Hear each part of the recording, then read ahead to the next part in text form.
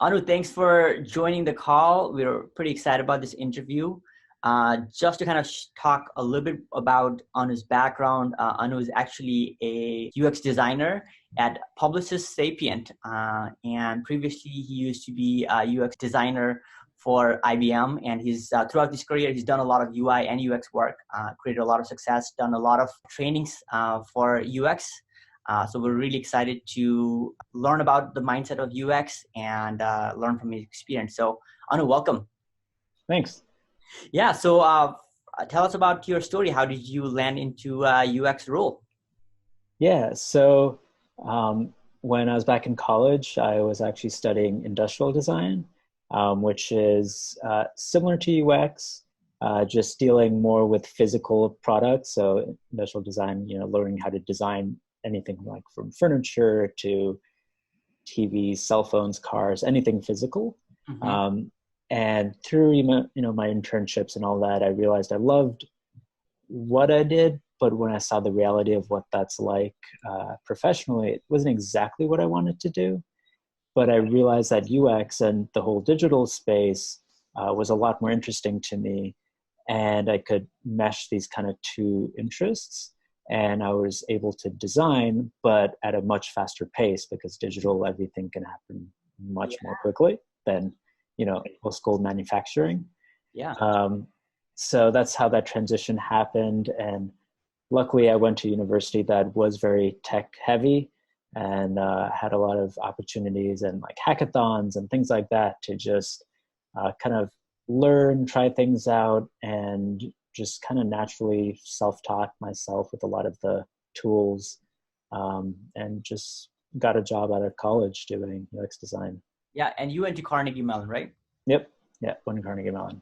Perfect. Yeah, so tell us about the process of finding your first job and what it's like to be in your first team. Yeah, so the process was, definitely hard, as often is coming out of college. Yeah. But it was definitely interesting and one of those big things. And I think a lot of people actually have this issue in the UX field, because there's more, but still there's not that many places where you can go and get a major in UX design. Yeah. Most people are majoring in something similar. So like myself, industrial design, or maybe graphic design, some people even like psychology, different areas. And then they make a transition to UX design. So a big question in interviews that I had to learn how to answer is, why are you a UX designer? You didn't study this. Yeah. Which is always a crazy question to me, because I feel like no one did. Yeah. But yeah, it was definitely hard, but I ended up getting a few offers and found one that I really enjoyed. Yeah. So yeah. And that was at IBM? At IBM, yeah. Yeah. Yep. So I got offer and started working at IBM in New York. Yeah. So can you share a little bit more about and you said you work in an Agile team. So what was the team like, and what was your involvement going into a team as a new UX designer? What was that like for you?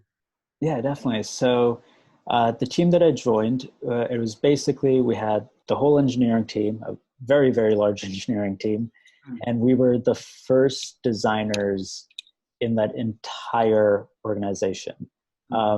To kind of put that in context, the part of IBM that I was joining I think it is the oldest part of the company.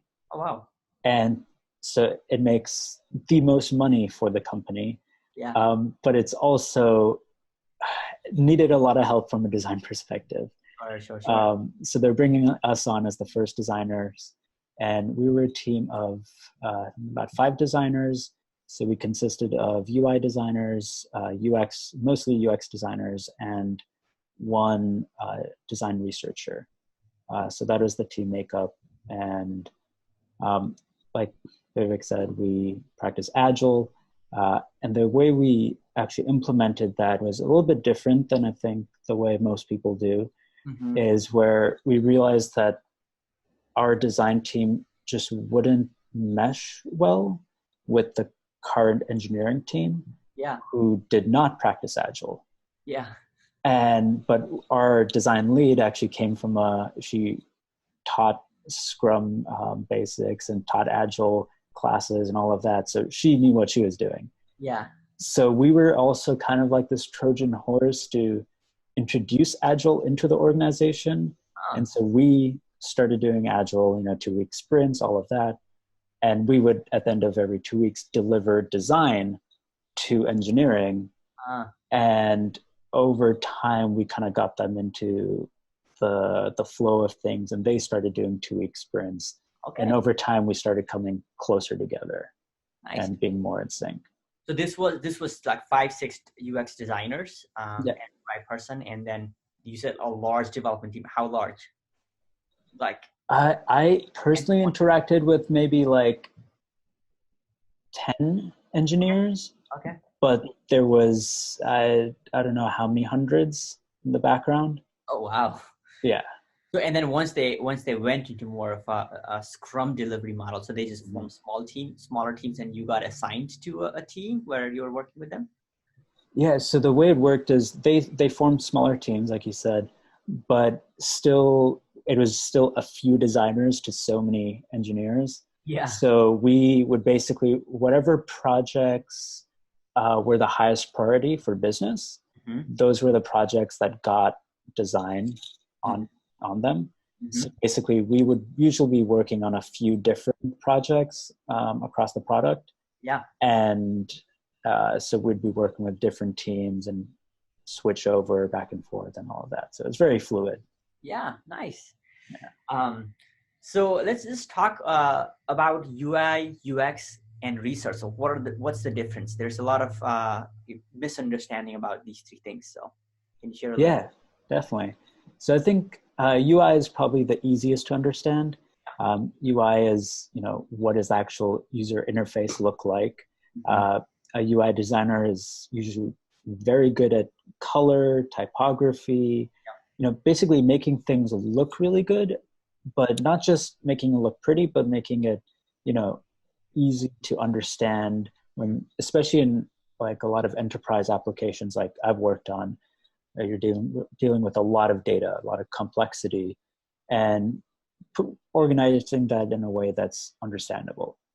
A UX designer is more concerned about the user and how they're going to interact with the product.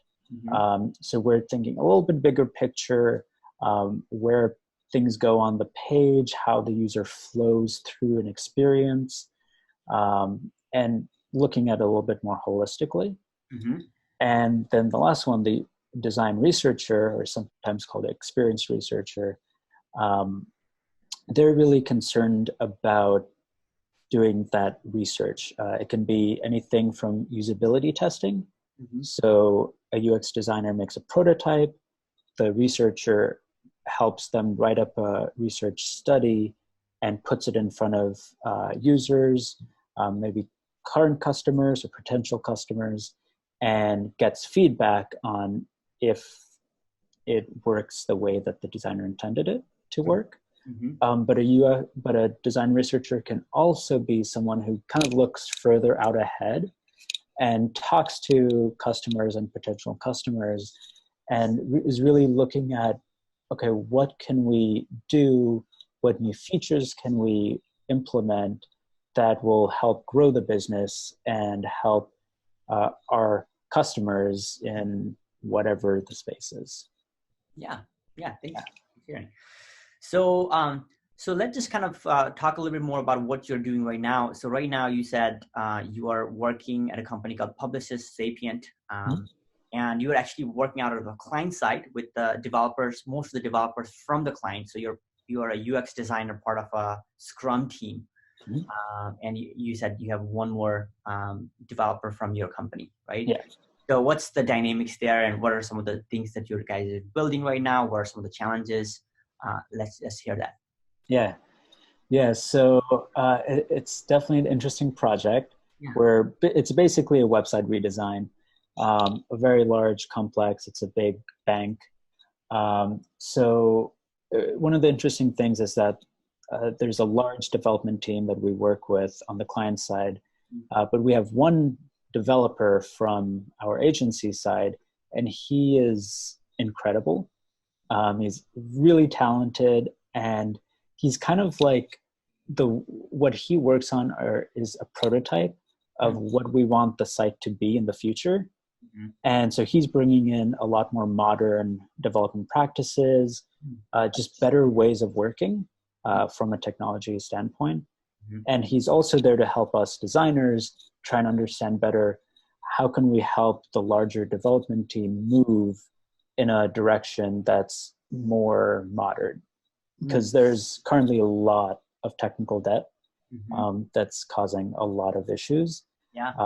And not just for design to, make the website nicer, but just serious issues for the end clients who, dealing with the type of clients that this project is for, multi-millionaires just don't want their product experience to be bad.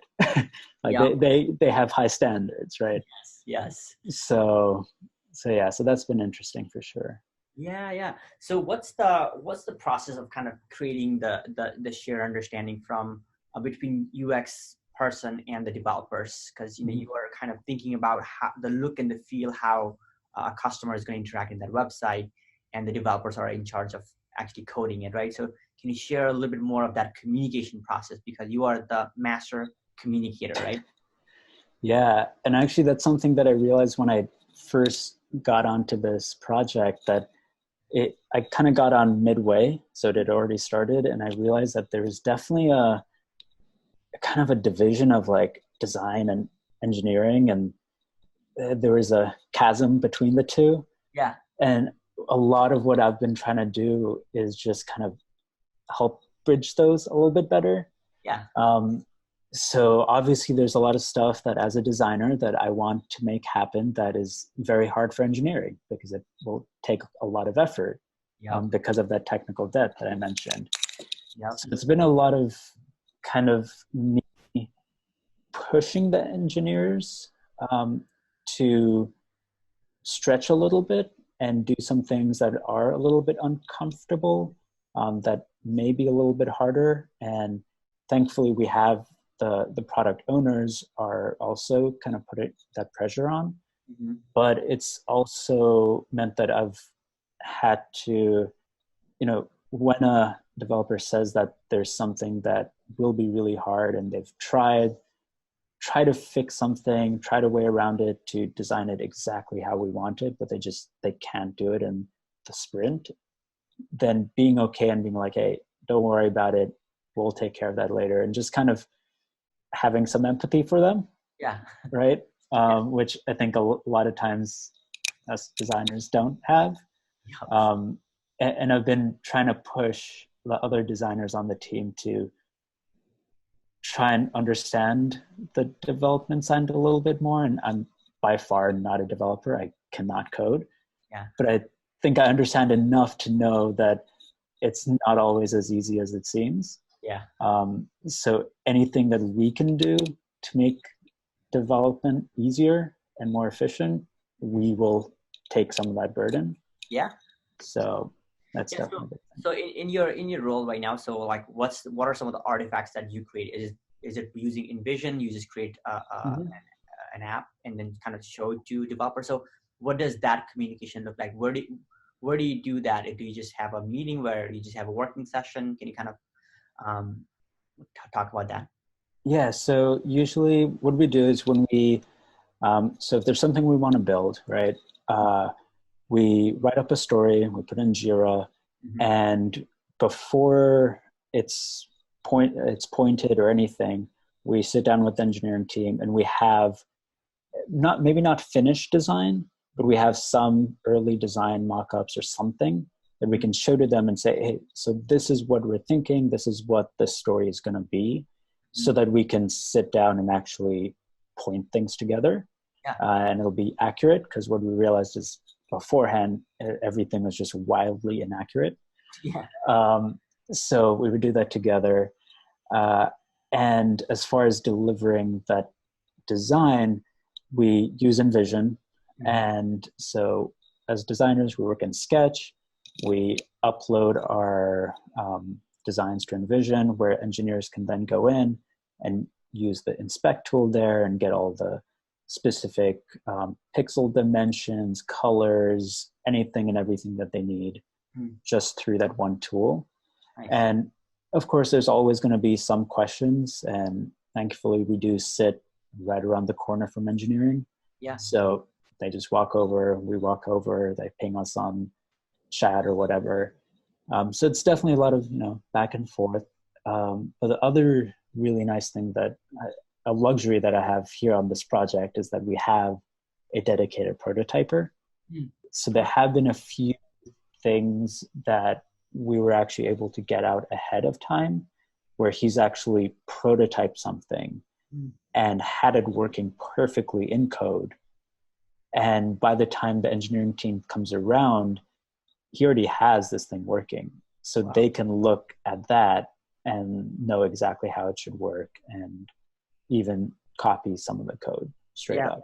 That seems like a luxury. I mean, Yeah. big thanks. So Yeah. so great. So yeah, let's, I actually wanted to ask you about design sprints. Can you kind of talk to us about what are design sprints? When do they happen? What happens in that? Can you share a little bit about design sprints? Yeah, so the design sprints that I've done, this is mostly at IBM, where, like I was saying, when we started, the engineering team wasn't really doing Agile or anything. So the way we would work was we would have our design sprints, which are 2 weeks. At the end of those 2 weeks, we would deliver design.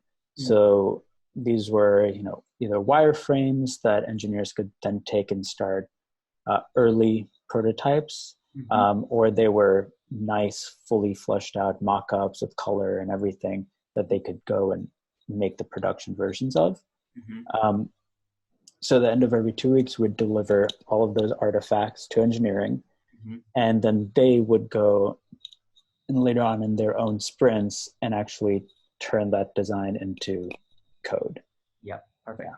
Yeah, and then the other thing that I wanted to kind of dial into was you said that you have somebody who's more of a business analyst, product specialist, kind of a person in the team. So what's the interaction with that person? Like, how do you guys work together? Yeah, so I personally haven't been working with him too much on this project yet.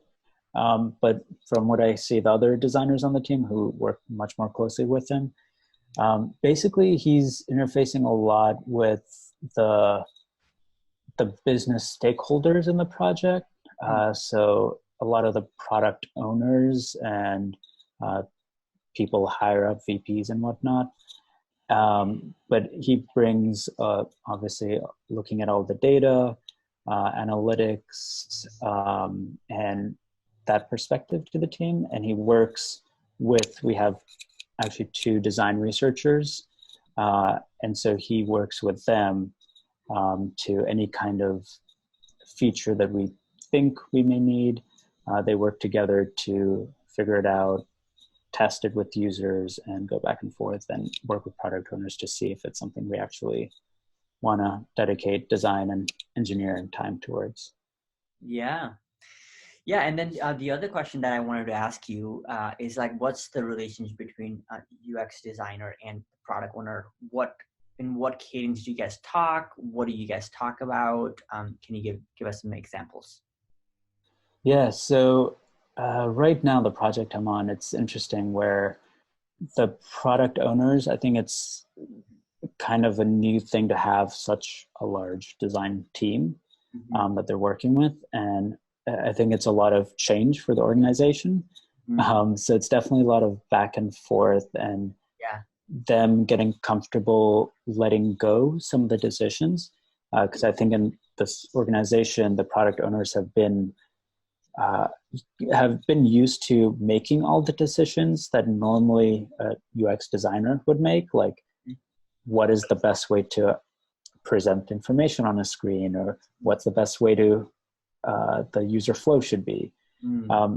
So it's been a lot of dialogue back and forth and slowly getting them to understand that UX design, or specialty or expertise is figuring out those details Yeah. and them kind of taking a step back and looking more holistically at the bigger picture.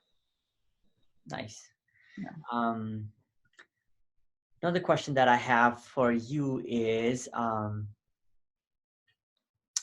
let's just talk a little bit more about lean startups. Like, how do we, because you've done some UI work, you've consulted small businesses from a lean perspective. Mhm. How do you know that you are building the right product, right? That's one of the big challenges that we have in a lot of teams. So can you share your perspective and if you have an experience about that? Yeah, I mean, never really know if you're building it until you do it. Yeah. So like lean startup, and we're talking earlier about how, the lean startup is really just very close to what the entire design process is all about. And I can tell this one story about this project I worked on, this freelance project. This client, he came to me and he's looking for a designer to design this app that he was working on. Yeah. And he had already spent about $20,000, had paid this development engineering company to build this app, I think some Android app. And he had this app is working. I saw it. It was terrible. Yeah. I can't believe someone took that much money and that's what they delivered. Yeah. And so he had this thing and he was trying to go to hospitals and Yeah. start to sell it as a app for medical communities. And I think he was realizing that it just wasn't good. So that's why he's looking for a designer. Mm-hmm. So when I came on, I kind of started talking to him about like, let's rethink this. Let's kind of take a step back and rethink it. Yeah. So he got me in front of some of the doctors that he was working with and he was good friends with, and kind of got a better idea of like what are the actual use cases, what were the user needs, what were the pain points, all the usual stuff that as a designer we do when we're doing the research. Mm-hmm. And through that, we realized a few things. One, that the current app that was built was just completely off base. Yeah. Two, we realized that, maybe the medical area is not the best area to focus on. Yeah. But either way, so I started designing it. So I started designing in Sketch, and I was using InVision, which is a design prototyping tool that's really quick, low cost, allows you to quickly make a prototype, a proof of concept. Mm-hmm. So within a couple of months, I was basically able to build a prototype that by the end of it, he realized that he wanted out of the medical field. He was sick of dealing with all that. Yeah. And either way, he realized that this type of product maybe would work better for small businesses. Mm-hmm. So I was able to tweak the app to do all that. Yeah. And I was able to deliver something to him for roughly $1,000 that he could take and give to small business owners he knew and just go and talk to them, put it in their hands. They could try it out and get feedback. And turned out down the road that it wasn't a good idea.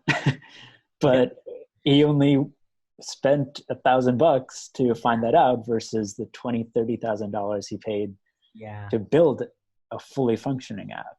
So that's a great testimony of delivering something lean and using lean startup, delivering something more for minimum viable product to kind of validate the business need or validate the need for the product. Because one of the things that we see is we put so much time and energy and our passion into a product, but it's just when it's developed, nobody uses it, right? Especially companies. So that's great. I kind of want to pick your mindset on like whenever you're trying to research about a customer or trying to find out how they might be using the app. What do the user interview sound like, and what do they look like? What do the interaction look like? How do you set it up? How do you prepare the potential users? Can you kind of share a little bit more about that process, user interviewing? Yeah. So I think there are a couple of different types, or say there's two big kind of buckets that they fall under. Mm-hmm. So there's the more explorative user interviews where you don't really know exactly what you're trying to find out. You're just trying to ask probing questions. And then there's the more usability where you have a prototype and you're testing to see if what you've built works. Mm-hmm. And I think you're kind of more asking about the first one where you're trying to probe those bigger questions. Yeah. And so those are actually much harder Yeah. to prepare for sure. Right. And it's really, every time I've done those, it's the entire team getting together. So design, engineering, business, everyone in the same room and just writing down a bunch of questions. So if we're all together in the same physical space, we do sticky notes, put them up, and kind of organize them and see, you know, what are the kind of big ideas that we're trying to understand about our user. Mm-hmm. You know, if you're working remote, a couple of times we've done, you know, Google Docs or whatever, just put all the things in there. But just trying to understand what are the big ideas that we're trying to understand, what are we trying to get out of this? Mm-hmm. And then me or the designers will take all those questions, those big ideas, and condense them down. And really, we're trying to keep it open-ended. You know, it's more of a conversation than an interview.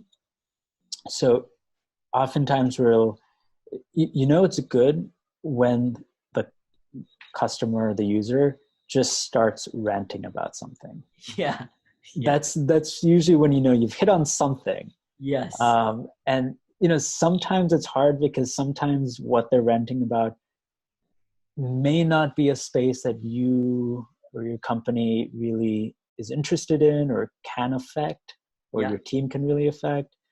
So sometimes you do have to kind of push them around and direct them towards an area that you want. Mm-hmm. But it's really, really important to make sure, and I've seen this a lot, is to not ask leading questions. Sure. Because, and I think this is something that as designers, usually we're trained to do, but even we do it sometimes where we want that person to say the right thing, but there is no right thing. Yes. And there's plenty, you can just Google about how to make sure you're not asking leading questions. There's plenty of good stuff out there.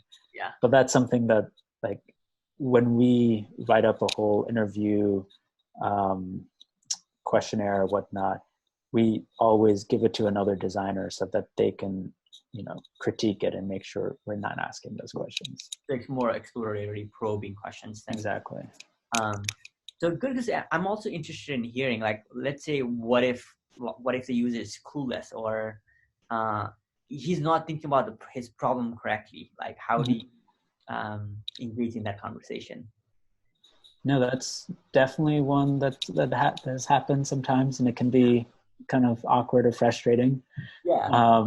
So something that I've done quite a few times before is when it's a space that's, and I think that happens a lot when it's a more technical space of whatever capacity, we try and, you know, write up the questionnaires, all the questions, and we try and run it by someone within the organization who is an expert at that area, who understands that area, so that we can ask them those questions and see if our questions are off base.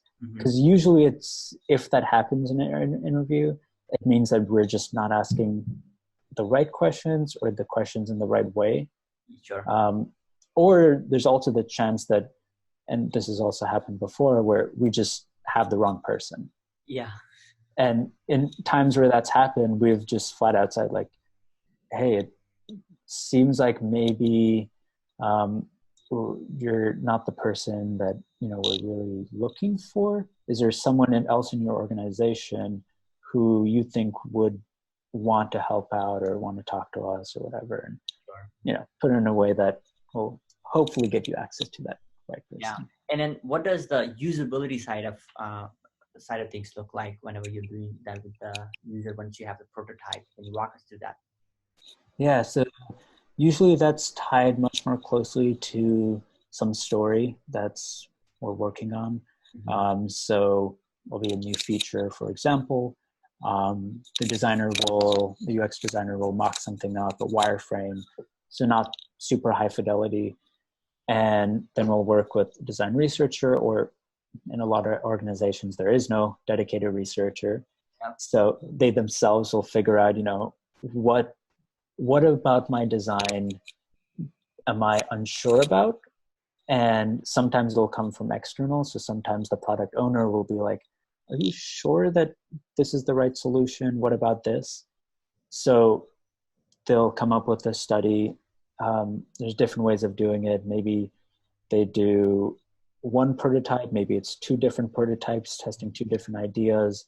There's many different ways of doing it. And then getting the users, which is another big thing, where depending on the industry you're in, sometimes it can be hard.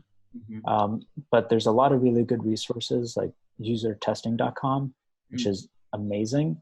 Okay. Basically, you can just go onto there, sign up, and it's relatively affordable for this type of service it provides. Nice. And basically, they take care of actually running the studies, and you get back all of the recordings and transcripts and all of that. So you don't have to, especially as a smaller team, you don't have to waste as much time doing all of that. Yeah. And especially for usability testing, it's not as important for you to do it. I think for the more exploratory stuff, it is. But usability, you're just trying to get, metrics of how many people were able to complete the task, and where, if they're not, where were they tripping up? Yeah, great.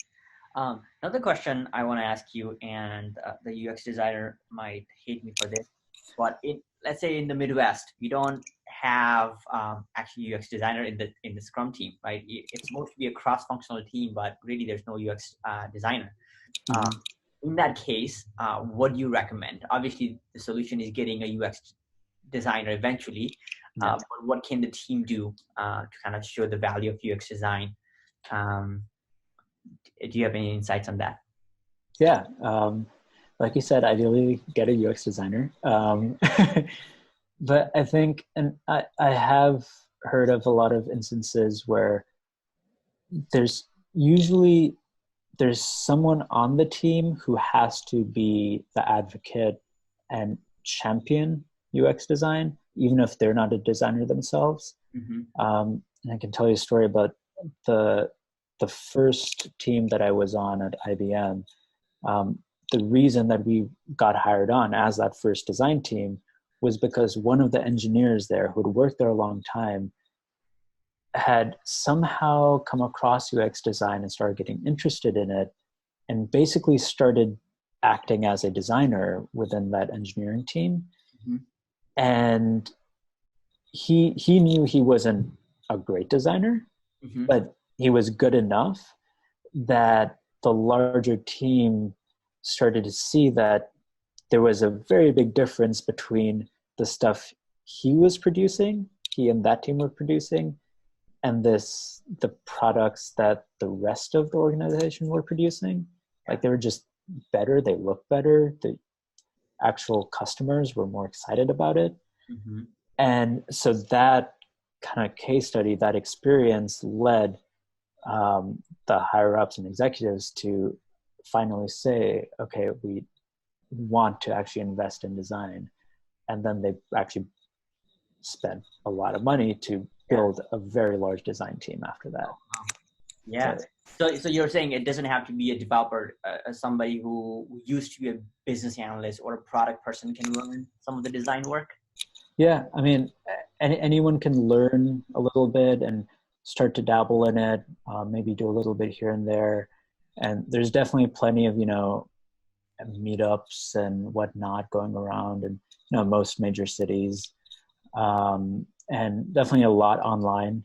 Just Google or go on YouTube. There's a million different things on there. But yeah, there's definitely a lot. And I think the biggest one, though, is that just less than the technical side of like how to use the different design tools. I think the biggest part is more about how to think like a designer. And I think that's probably the hardest thing. But like I said, there's a lot of good stuff on Stanford D School has some interesting courses. I think they're free online as well about design thinking and how to start thinking in that way. And those could be a really good way to start. Yeah. So in your case, like how does somebody actually curate a design thinking mindset, or like how do you cultivate that thought process? Like what was that? You went to school for that. I mean, Yeah. you're schooling, but like if you had to do it without going to school, like would you have been able to do it? I know a lot of people go from graphics to design. What are some of those thought processes that a UX designer should have? Yeah, so I think the number one thing, the biggest thing that sets apart a designer from an engineer or business analyst or product owner or whoever is that for a designer, what they care about the most is that end user, like the human being who is using whatever the product or service is. And that's what they care about. Or that's the person they care about. And while an engineer may think about, how can I make this the most efficient code possible? A product owner is probably thinking about what is the best business direction? How can we, make the most money? As a designer, we have to think about those other things. It has to be technically feasible, so we have to understand the engineering side. Obviously, we live in a capital society, so whatever we do has to be business friendly. It has to make the company money. But at the end of the day, what we really, really care about is this helping the people who are consuming this product? And I think that's like the biggest change in mindset that a lot of people have to make. And just being able to turn your own mind off and think like another person. And it's really hard to do. Even as designers, we struggle with it every single day. A lot of times we want to design for ourselves. There's a quote that gets thrown around a lot in design, which is, "You are not your user." You're absolutely not your user. Your teammates are not your user. No one in your company is your user. It's the actual user. So you just really have to kind of nail down those personas and really think from their perspective, how they're going to feel, all that. So that this content is for the Agile community, and I think in Agile community we're talking a lot more about actually delighting the customers. And I mean that what you shared is a big piece of actually delighting the customer. Who can do amazing things, but if the customer is stuck and can't use it, is frustrated, that kind of defeats the whole purpose of spending millions of dollars on building the product. So that's a great mindset. Good. Yeah, that's a wrap. Thank you so much for coming and doing this interview. I think a lot of people are gonna get a lot of value out of this. I can already tell based on what you shared. So thank you. Yeah, of course.